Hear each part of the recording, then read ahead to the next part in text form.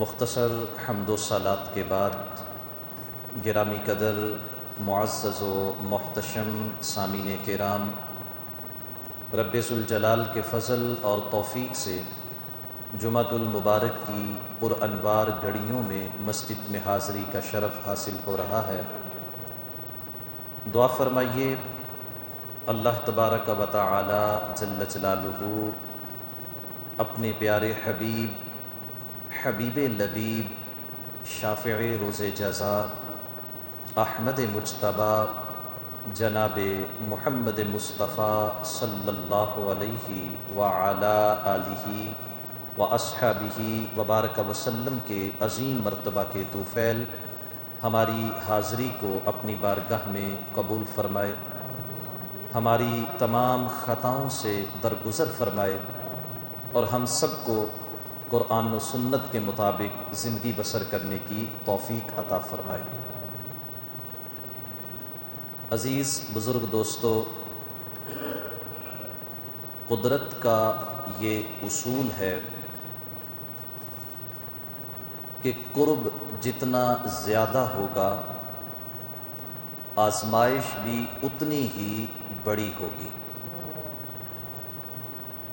آئینہ جمال مصطفیٰ، دوہر داماد مصطفیٰ، جامع القرآن حضرت سیدنا عثمان رضی اللہ تعالی عنہ کو بارگاہ الہی میں اور دربار مصطفوی میں جو عزت اور وجاہت نصیب تھی، اس کا تقاضا تھا کہ آپ کے اوپر آزمائش اور امتحان بھی اتنا ہی بڑا آئے۔ دارالحکومت مدینہ منورہ میں 40 دنوں تک گھر کا محاصرہ کر کے بھوک اور پیاس کی حالت میں دیوار پھلانگ کر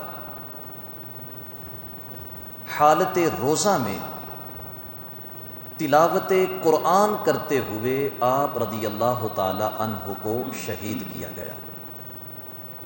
یعنی عثمان صاحب قمیص ہدیٰ، حلہ پوش شہادت پہ لاکھوں سلام۔ بہت بڑی آزمائش، بہت بڑا امتحان، لیکن جناب عثمان رضی اللہ تعالی عنہ اس امتحان میں کامیاب ٹھہرے، منصب شہادت پر سرفراز ہوئے۔ حالت روزہ میں تھے، رب ذوالجلال نے جام کوثر سے آپ کا روزہ افطار کروایا۔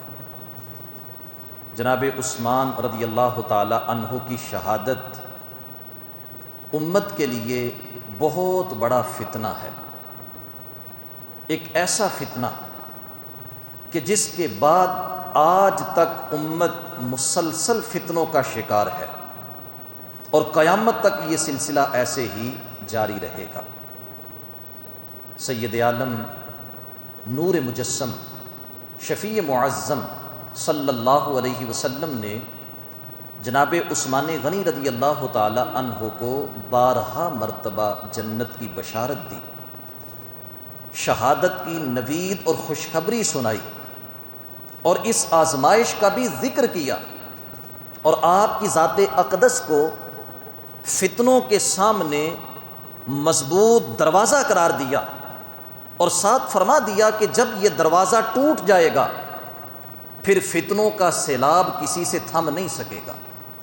اور آج تک وہ فتنے ہم دیکھتے چلے آ رہے ہیں کہ کیسے امت کو وہ پریشان کر رہے ہیں اور کیسے وہ بے دین لوگوں کو اپنے ساتھ ملا کر کے اپنے اہداف کو پورا کرنے اور اپنے مقاصد کو حاصل کرنے کی کوشش کر رہے ہیں۔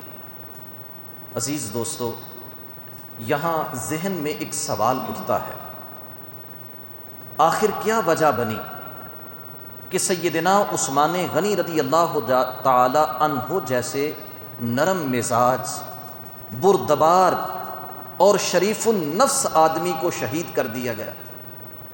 وہ ہستی کہ جن کی سخاوت پر خدا اور مصطفیٰ خود گواہی پیش فرماتے ہیں، وہ ہستی کہ جن کے شرم و حیا کو امت کے لیے ضرب المثل قرار دیا گیا، وہ ہستی کہ جن کے اخلاق عالیہ کو امام الانبیاء صلی اللہ علیہ وآلہ وسلم نے امت کے واسطے مشعل راہ قرار دیا، اس ہستی کو شہید کرنے کی وجہ کیا بنی؟ کیوں آپ رضی اللہ تعالی عنہ کے اوپر ظلم ہوا، زیادتی ہوئی، اور بالآخر آپ کو جام شہادت نوش کرنا پڑا؟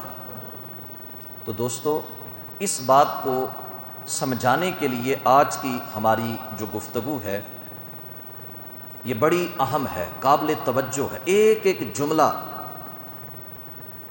پورے ہوش و حواس سے سننے کے لیے ہے۔ حضرت سیدنا عثمان غنی رضی اللہ تعالی عنہ کے خلاف جو لوگ اکٹھے ہوئے، سب سے پہلے ان لوگوں کے تعارف کو جاننے کی ضرورت ہے کہ وہ کون لوگ تھے، چاہتے کیا تھے وہ، اور پھر حضرت عثمان رضی اللہ تعالی عنہ کے اوپر جو انہوں نے الزامات عائد کیے، ان الزامات کی تحقیق ضروری ہے۔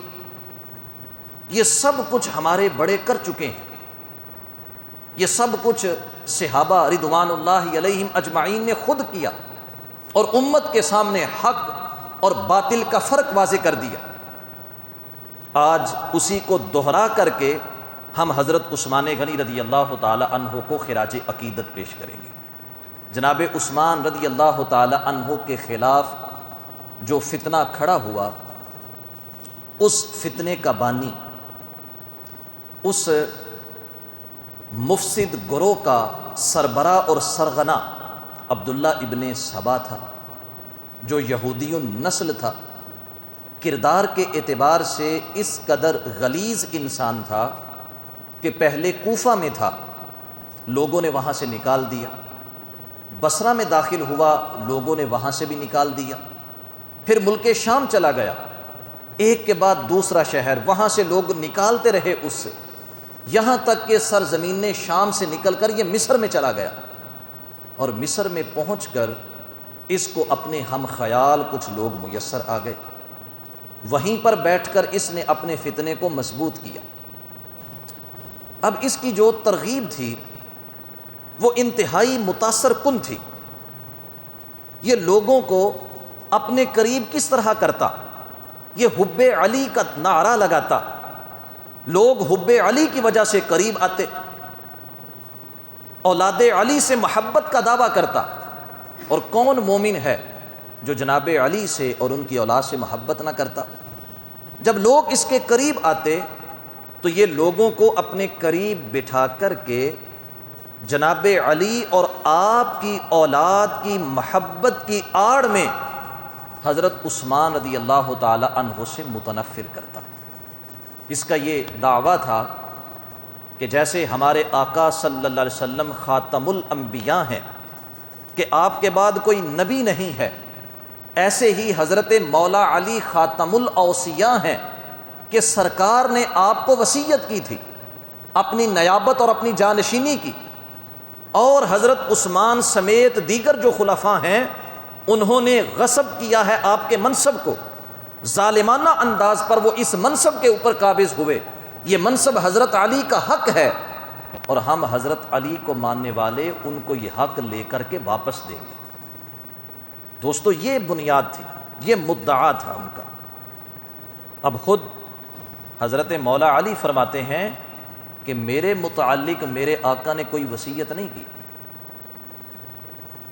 میرے متعلق امام الانبیاء نے کوئی ایسا فرمان جاری نہیں کیا، اور آپ فرماتے تھے کہ اگر میرے متعلق میرے آقا صلی اللہ علیہ وسلم کوئی وصیت کرتے، اس منصب کے متعلق میرے لیے کچھ فرماتے، تو میں اس منصب کو پانے کے لیے جنگ کرتا، اگر زمانے کا کوئی شخص میرا ساتھ نہ دیتا پھر بھی میں جنگ کرتا، میرے پاس لڑنے کے لیے ہتھیار نہ ہوتا پھر بھی میں لڑتا، اپنے سر سے اپنی پگڑی اتار کر میں مقابل آ جاتا، اور آقا نے جو میرے متعلق وصیت فرمائی تھی میں اس کو پورا کرنے کی کوشش کرتا ہوں۔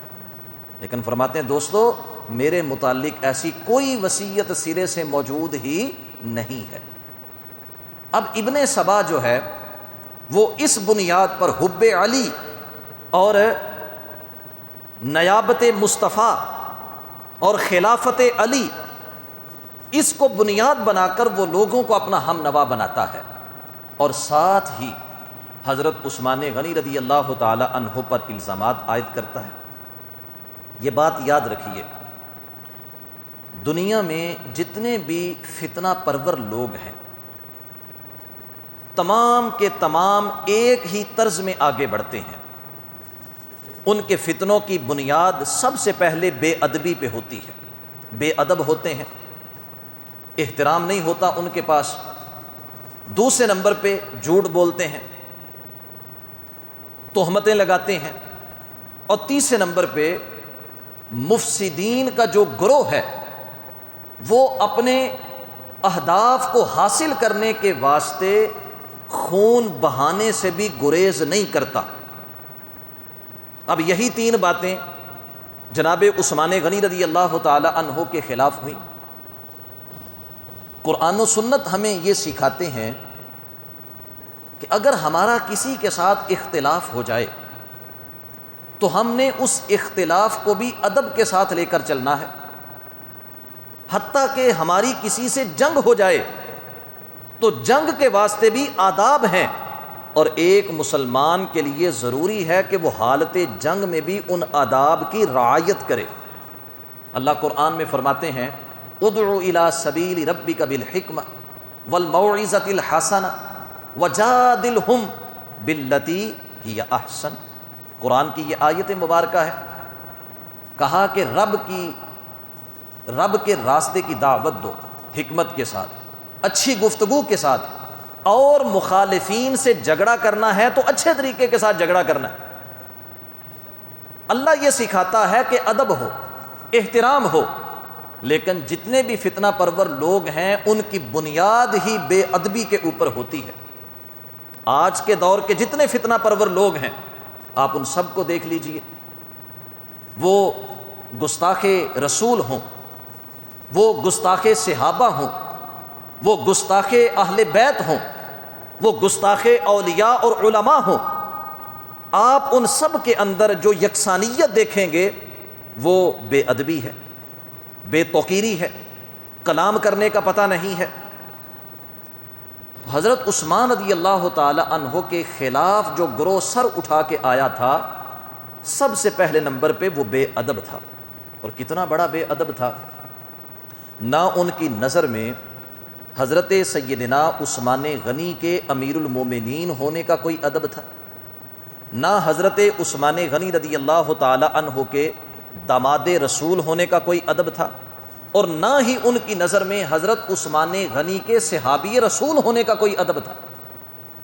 حالانکہ قرآن و سنت نے ان تین منصبوں کے اعتبار سے علیحدہ تعلیمات ارشاد فرما رکھی ہیں۔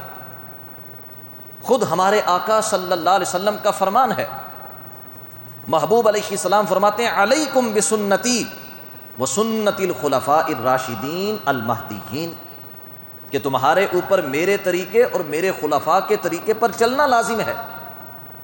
اور سرکار نے اپنے صحابہ کے متعلق فرمایا تھا اکرموا اصحابی فانہم خیارکم، کہ میرے صحابہ کی عزت کرنا اس واسطے کہ وہ تم میں سے سب سے بہترین لوگ ہیں، جتنی بھی تمہارے اندر اچھائیاں ہیں میرے صحابہ تم سے بڑھ کے ہیں، عقیدے کی اچھائی میرے صحابہ کی تم سے زیادہ ہے، اعمال کی، عبادات کی، اخلاق کی اچھائی سرکار فرماتے ہیں وہ تم سب سے بہتر ہیں، تو تم نے ان کی عزت کرنی ہے۔ تو یہ ابن سبا کا جو گروہ تھا یہ بنیادی طور پہ بے ادب گروہ تھا، ان کی نظر میں جناب عثمان رضی اللہ تعالی عنہ کے کسی منصب، کسی رشتے کی کوئی حیا موجود نہیں تھی۔ پھر دوسرے نمبر پہ جو بھی فتنہ اٹھانے والے لوگ ہیں وہ اپنی تحریک کو بے بنیاد الزامات کے اوپر کھڑا کرتے ہیں۔ جھوٹ بولتے ہیں، تہمتیں لگاتے ہیں۔ آج کے دور میں دیکھیے، اسرائیل جو ایک فتنہ پرور ریاست ہے، دہشت گرد ہے، انتہا پسند ہے، وہ دوسری ریاستوں کے اوپر دہشت گردی اور فتنہ پروری کی تہمت لگاتی ہے۔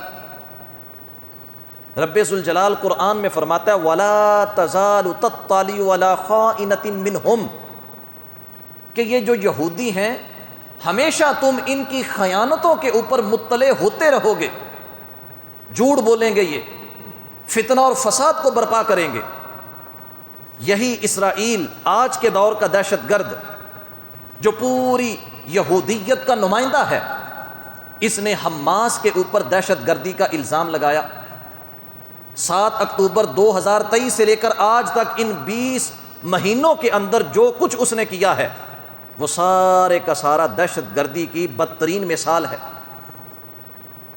آج چلا رہا ہے کہ ایران نے میرے ہسپتال کو ہٹ کیا، 697 اٹیک ہیں 20 مہینوں کے اندر جو اسرائیل نے صرف ہسپتالوں کے اوپر کیے ہیں، جو امدادی کیمپ کے اوپر، جو مہاجرین کے کیمپ کے اوپر ہیں، وہ اس کے علاوہ ہیں۔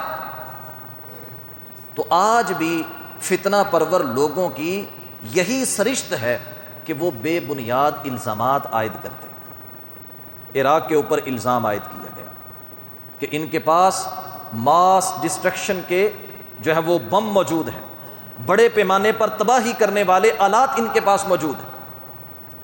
حضرت عثمان رضی اللہ تعالی عنہ کے خلاف بھی یہودیوں کی اس نسل نے، ابن سبا اور اس کے گروہ نے جتنے الزامات عائد کیے وہ تمام کے تمام بے بنیاد تھے۔ کچھ الزامات ایسے ہیں کہ جن کا جواب خود حضرت سیدنا عثمان غنی نے ارشاد فرمایا، کچھ اعتراضات ایسے ہیں جن پر تحقیقات ہوئیں اور ثابت ہوا کہ یہ بے بنیاد ہیں۔ اب ذرا سا سمجھیے گا کہ اعتراضات کیا تھے۔ سب سے پہلا اعتراض جناب عثمان غنی پر یہ عائد کیا گیا کہ انہوں نے سنت کو چھوڑ کر بدعت کا راستہ اختیار کیا۔ یعنی اس الزام کو سن کے ہنسی آتی ہے کہ جناب عثمان وہ ہستی کہ جو اپنی عام زندگی میں بھی امام الانبیاء کی سنت کو ترک نہیں کرتے۔ وضو کر رہے تھے، وضو کرنے کے بعد مسکرائے، لوگوں نے کہا جناب مسکرا کیوں رہے ہیں؟ کہا مجھے اپنے محبوب یاد آئے۔ ایک دن آقا وضو کر رہے تھے، وضو کرنے کے بعد سرکار نے تبسم فرمایا، آقا کی ادا کو پورا کرنے کے لیے میں بھی تبسم کر رہا ہوں۔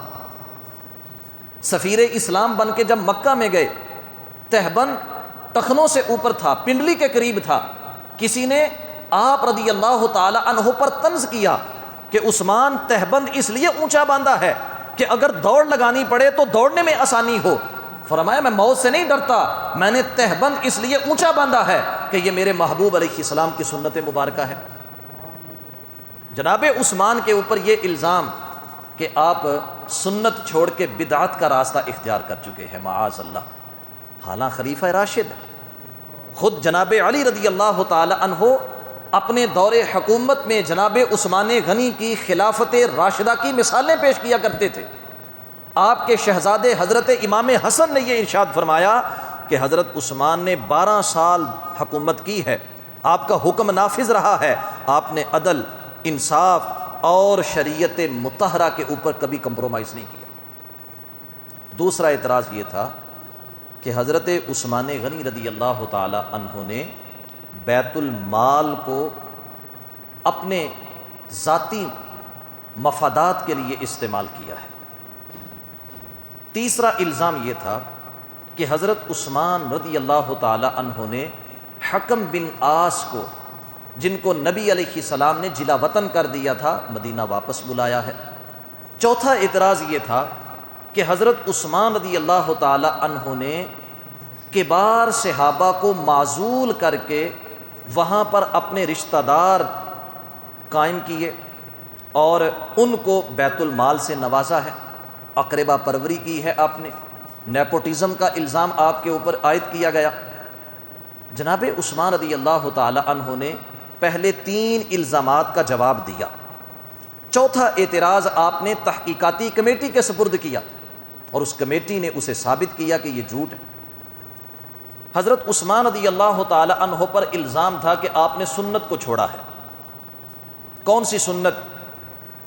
نبی مکرم صلی اللہ علیہ وسلم نے جب حج فرمایا تو میدان عرفات کے اندر سرکار نے نماز قصر ادا فرمائی، پوری نماز نہیں پڑھی مسافر ہونے کی حیثیت سے۔ حضرت صدیق و عمر بھی میدان عرفات میں منا کے اندر قصر کیا کرتے تھے، لیکن حضرت عثمان غنی نے عرفات اور منا کے اندر قصر نہیں پڑھی، وہاں پر پوری نماز پڑھی۔ اعتراض تھا جناب آپ نے سنت کو چھوڑ دیا۔ آپ نے جواب دیا کہ میں نے سنت کو نہیں چھوڑا، میں نے اللہ کے حکم کے اوپر عمل کیا ہے۔ فرمایا کہ جس طرح مدینہ منورہ میرا گھر ہے، مسکن ہے میرا، ایسے ہی مکۃ المکرمہ کے اندر بھی میں نے اپنے اہل و عیال کو آباد کر رکھا ہے۔ مکہ بھی میرا مسکن ہے، تو میں اپنے مسکن میں ہو کر کے قصر نماز کیسے پڑھوں؟ قصر نماز تو مسافر کے واسطے ہوتی ہے، تو جب میں مسافر ہوں ہی نہیں تو میرے اوپر قصر کیسے واجب ہو سکتی؟ اب جناب عثمان رضی اللہ تعالی عنہ نے یہ نہیں کہا کہ میں امیر المومنین ہوں، میں ریاست کا سرپرست ہوں، میں جو مرضی کروں۔ کہا نہیں، میرے پاس شریعت کی دلیل موجود، مکہ میرا گھر ہے، میرا مسکن ہے، میرا ٹھکانہ ہے، تو جب میں مسافر ہوں ہی نہیں تو میں قصر نماز کیسے پڑھوں؟ دوسرا اعتراض آپ نے فرمایا کہ بیت المال کی چراگاہیں استعمال کرنے کا، تو اس اعتراض کی حقیقت کو سنیے۔ حضرت عثمان رضی اللہ تعالی عنہ نے فرمایا کہ جب ابھی ریاست مدینہ کے پاس اپنی ایک بھی چراگاہ موجود نہیں تھی، اس وقت بھی مدینہ منورہ میں سب سے زیادہ اونٹ اور بکریاں میری ملکیت میں تھے۔ یعنی یہ سمجھانا چاہ رہے تھے کہ جب ریاست کے پاس ایک بھی چراگاہ نہیں تھی، عثمان غنی کے پاس اس وقت بھی مدینہ کے اندر بے شمار چراگاہیں موجود تھیں، سب سے زیادہ جانور میرے پاس موجود تھے۔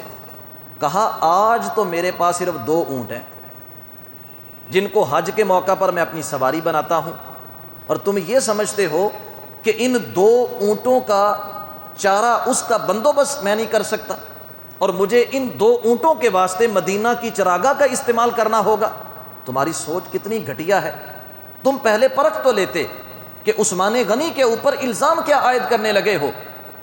آپ نے فرمایا خدا کی ذات اس بات پر شاہد ہے کہ میں نے اپنے استعمال کے واسطے بیت المال سے 1 کوڑی کو بھی حاصل نہیں کیا، اور تاریخ گواہ ہے اس کے اوپر کہ حضرت عثمان غنی رضی اللہ تعالی عنہ نے 12 سالہ دور حکومت میں جائز تھا آپ کے لیے تنخواہ لینا، لیکن آپ نے 1 روپیہ بھی تنخواہ کی مد میں بیت المال سے اپنے لیے جاری نہیں کروایا، اور ان پر الزام کہ اپنے 2 اونٹ ان کو چرانے کے لیے یہ چراگاہ کے اندر بیچتے ہیں۔ فرمایا کہ افسوس کرو اس بات کہ جب اتنے زیادہ جانور تھے تب میں نے یہ چراگاہیں نہیں برتیں، تو آج میں کیسے برت سکتا ہوں؟ دوستو، تیسرا الزام کہ حکم بن عاص جو آپ کے خاندان کے فرد تھے، نبی علیہ الصلاۃ والسلام نے کسی وجہ سے ان کو مدینہ منورہ سے طائف کی طرف جلا وطن کر دیا۔ نبی علیہ السلام کے دور میں، حضرت صدیق و عمر کے دور میں وہ واپس مدینہ میں نہیں آئے، وہیں پر جلا وطن رہے طائف کے اندر، لیکن حضرت عثمان کا جب دور آیا تو ان کو مدینہ میں واپس بلایا گیا۔ اب اعتراض یہ تھا کہ نہ تو نبی علیہ السلام نے واپس آنے دیا، نہ حضرت صدیق و عمر نے ان کو واپس آنے دیا، آپ نے ان کو کیوں واپس آنے دیا؟ آپ نے نبی کے فیصلے کے اوپر اپنا فیصلہ جاری کر دیا، لہٰذا ہم آپ کے خلاف ہیں۔ حضرت عثمان رضی اللہ تعالی عنہ نے اس کا یہ جواب ارشاد فرمایا کہ حکم بن عاص جو نبی علیہ السلام کے صحابی ہیں، کسی عمل کی وجہ سے آقا ان سے ناراض ہوئے اور ان کو یہاں سے طائف منتقل ہونے کا حکم دیا۔ فرماتے ہیں میں نے نبی علیہ السلام سے ان کو مدینہ واپس لانے کی اجازت طلب کی۔ اب آپ خود ذرا تصور کیجئے کہ جب نبی علیہ السلام سے حضرت عثمان نے صحابی رسول کو واپس لانے کی اجازت مانگی ہوگی، کیا نبی علیہ السلام نے اجازت دی ہوگی کہ نہیں دی ہوگی؟ میرے آقا کا مزاج کیا ہے؟ انکار کرنا یا اقرار کرنا؟ نبی مکرم صلی اللہ علیہ وسلم نے جب مکہ کو فتح کیا تو نبی مکرم صلی اللہ علیہ وسلم کی بارگاہ کے اندر کئی کفار کو امان دینے کے واسطے درخواست پیش کی گئی۔ نبی مکرم کی چچا زاد بہن حضرت سیدہ ام ہانی، جن کے گھر سے امام الانبیاء نے اپنے معراج کے سفر کا آغاز کیا تھا، انہوں نے کئی لوگوں کی سفارش کی تھی، محبوب مکرم نے ان کی سفارش کو قبول کیا۔ فتح مکہ کے دن امت کے فرعون ابو جہل، اس کے بیٹے اکرمہ کے واسطے، اکرمہ کی بیوی نے درخواست پیش کی تھی۔ اکرمہ مکہ چھوڑ کے بھاگ چکا تھا، جدہ کے ساحل پر تھا، نبی مکرم صلی اللہ علیہ وسلم نے اکرمہ کی بیوی کی سفارش کے اوپر اکرمہ کو امان عطا فرمائی تھی۔ نبی مکرم کا یہ مزاج تھا کہ امام الانبیاء صلی اللہ علیہ وسلم امان دیتے تھے، درخواستیں قبول کرتے تھے، سفارشیں مان لیا کرتے تھے۔ محبوب مکرم نے تو بے دینوں کے متعلق سفارش کو کبھی رد نہیں کیا، تو یہ کیسے ممکن تھا کہ حضرت عثمان ایک صحابی کے متعلق سفارش کریں اور آقا علیہ السلام اس سفارش کو قبول نہ فرمائیں؟ کہا کہ سرکار سے میں نے اجازت مانگی تھی اور میرے آقا نے وہ اجازت عطا فرمائی تھی، اسی اجازت کی بنیاد پر میں حکم بن عاص کو طائف سے مدینہ لے کر آیا تھا۔ میں نے نبی مکرم کے حکم کی نافرمانی نہیں کی، میں نے سرکار کے اس فیصلے کو رد نہیں کیا۔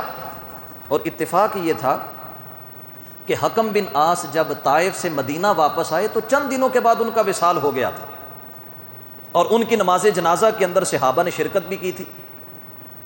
لیکن حضرت عثمان نے ان باتوں کو بنیاد نہیں بنایا، کہا میں خصوصی طور پہ سرکار سے اجازت لے چکا تھا، تو جب نبی کی اجازت میرے پاس موجود ہے تو سرکار کی اجازت ہوتے ہوئے مجھ پر تم اعتراض کیسے کر سکتے؟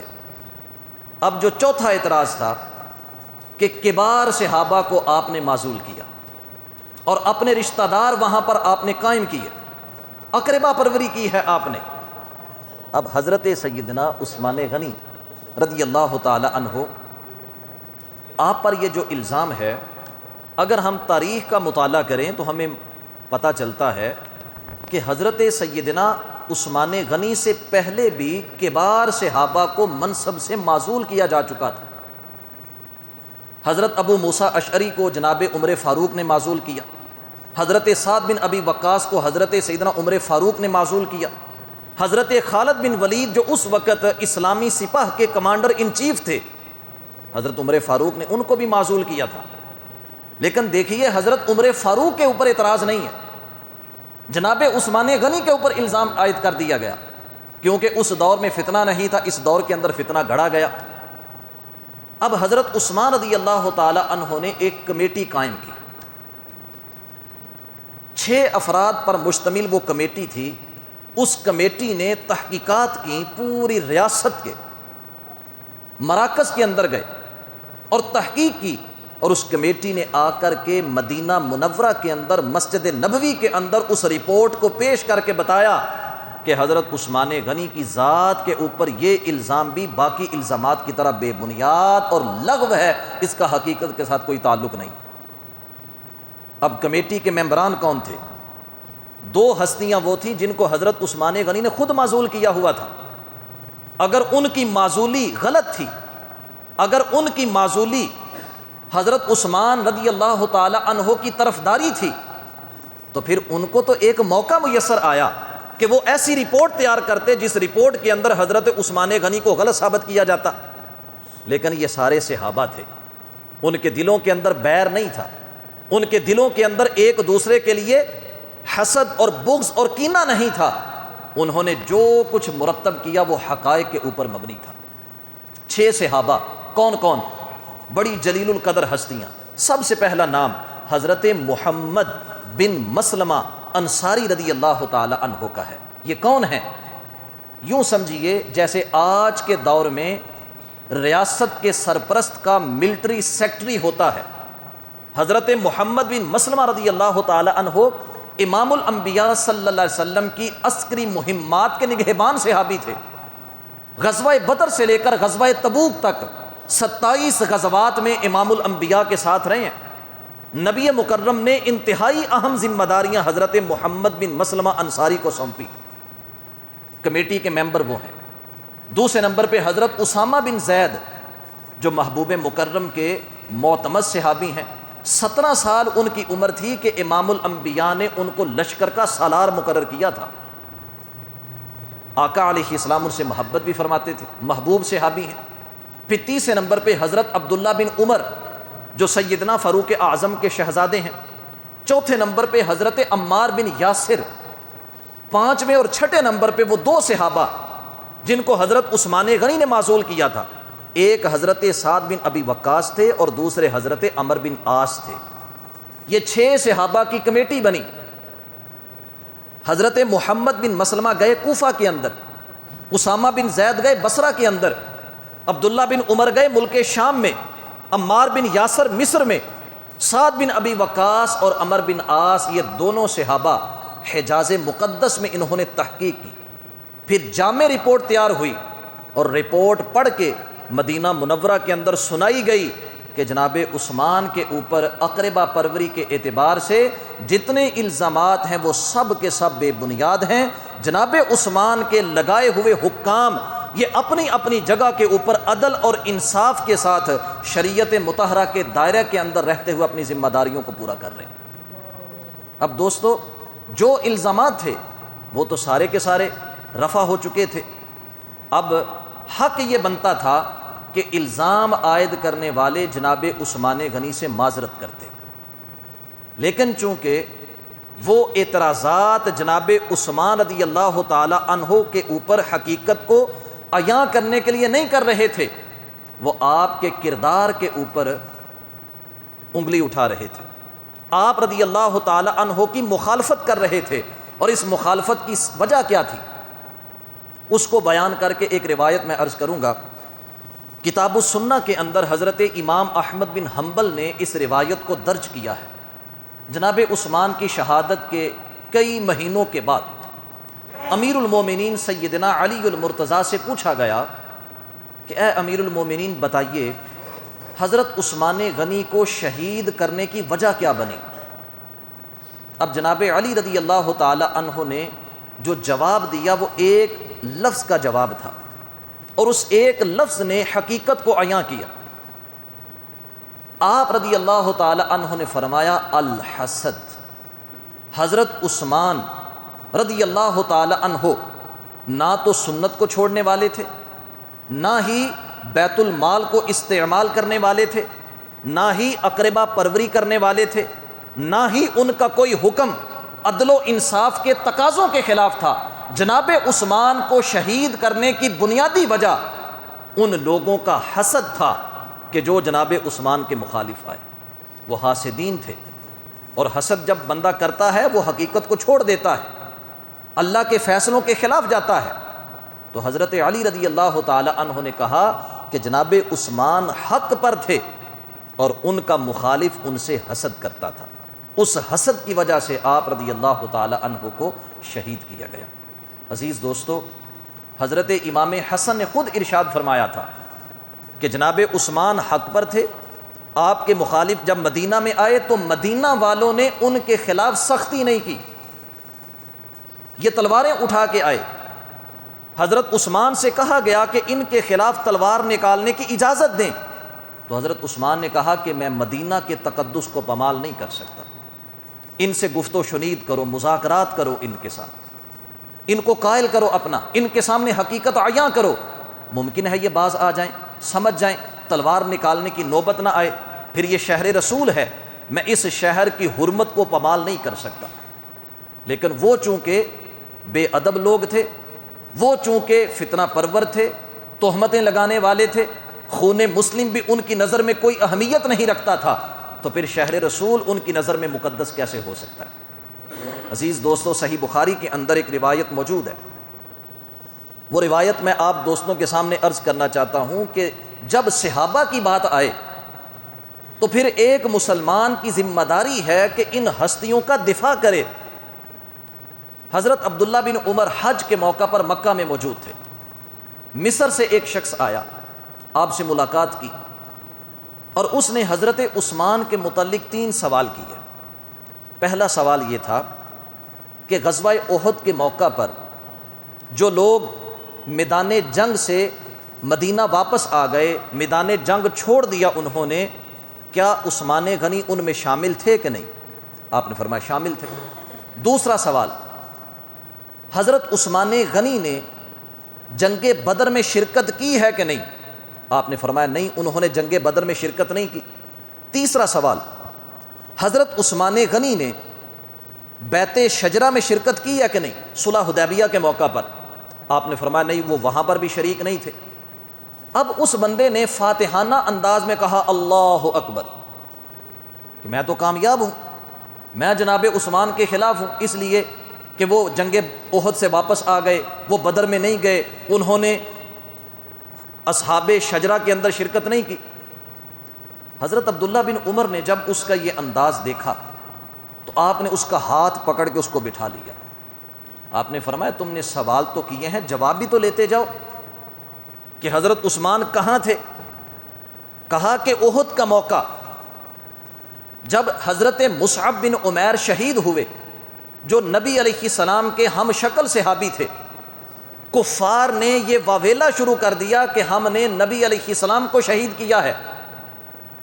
تو یہ خبر جب صحابہ نے سنی تو وہ بے دل ہو کر میدان احد سے واپس اپنے گھروں کو چلے گئے.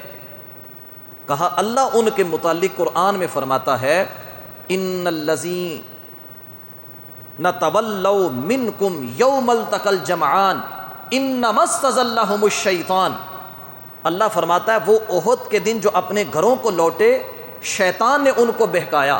وَلَقَدْ عَفَا اللَّهُ عَنْهُمْ، اور اللہ ان سے درگزر فرما چکا ہے، ان کی اس غلطی کو رب نے معاف کر دیا.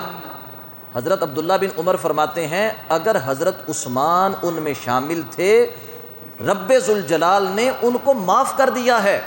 جب اللہ ان کو معاف کر چکا ہے، تم کس حیثیت سے حضرت عثمان غنی کے اوپر اعتراض کر رہے؟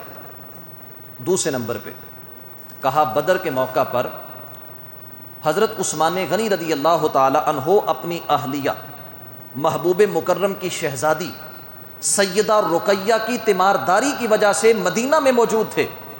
نبی مکرم نے جناب عثمان کو دوہرا اعزاز بخشا.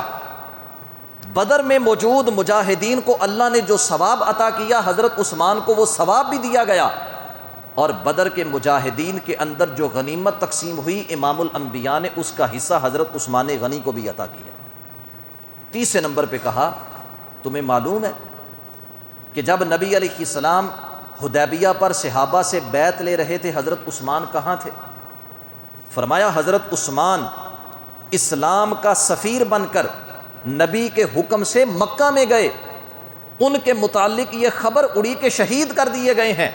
نبی علیہ السلام نے جناب عثمان کے خون کا بدلہ لینے کے واسطے اپنے صحابہ سے بیعت کی تھی، اور جب 1400 صحابہ بیعت کر چکے تو سرکار نے اپنا ہاتھ ایسے ہوا میں بلند کیا، دایاں ہاتھ اپنا، اور کہا یہ عثمان کا ہاتھ ہے، اب میں حضرت عثمان کی طرف سے بیعت کر رہا ہوں. کہا بایاں ہاتھ نبی کا ہاتھ، دایاں ہاتھ حضرت عثمان کا ہاتھ. اور اس طرح امام الانبیاء نے سب کے سامنے ہاتھ لہرا کر کہا کہ یہ عثمان غنی کی طرف سے بیعت. پھر آپ نے فرمایا اٹھو اب ادھر سے، تمہارے اعتراضات اور ان اعتراضات کے ساتھ یہ جوابات ہیں، تم زمانے میں پھرو، جناب عثمان پر اعتراض کرتے رہو، لیکن اگر تم حقیقت پسند ہو تو میرے یہ جوابات بھی تم نے لوگوں کے سامنے رکھنے ہیں، پھر لوگ خود حقیقت کو جان لیں گے کہ جناب عثمان پر اعتراض کرنا کیسا ہے. عزیز دوستو، آج 24 ذوالحج ہے، 18 ذوالحج حضرت عثمان غنی رضی اللہ تعالی عنہ کا یوم شہادت ہے. اسی مناسبت سے یہ باتیں آپ دوستوں کی خدمت میں عرض کی ہیں کہ حضرت عثمان مقرب بارگاہ الہی تھے، دربار مصطفیٰ کے اندر ان کی بہت پذیرائی تھی، پھر اللہ نے ان کے اوپر آزمائش بھی اتنی بڑی ڈالی. ہمارے آقا فرماتے ہیں اشد الابتلاء الانبیاء ثم الامثل فالامثل، سب سے زیادہ امتحانات اللہ کے نبی کے اوپر آتے ہیں، پھر نبی کے جو جتنا قریب ہوگا اس کے اوپر آزمائش بھی اتنی ہی بڑی آئے گی۔ حضرت عثمان محبوب کے داماد ہیں، محبوب علیہ السلام کے بھانجے ہیں، خلیفہ راشد ہیں، جامع القرآن ہیں، اور اللہ نے آزمائش اور امتحان بھی اتنا بڑا آپ کے اوپر ڈالا ہے، اور آپ الحمدللہ ہر آزمائش میں ثابت قدم رہے، اور اللہ نے آپ کو شہادت کا رتبہ عطا فرمایا۔ اللہ حکم الحاکمین جل شانہ ہم سب کو تمام صحابہ کی قدر کرنے کی توفیق عطا فرمائے۔ وآخر دعوانا ان الحمدللہ رب العالمین۔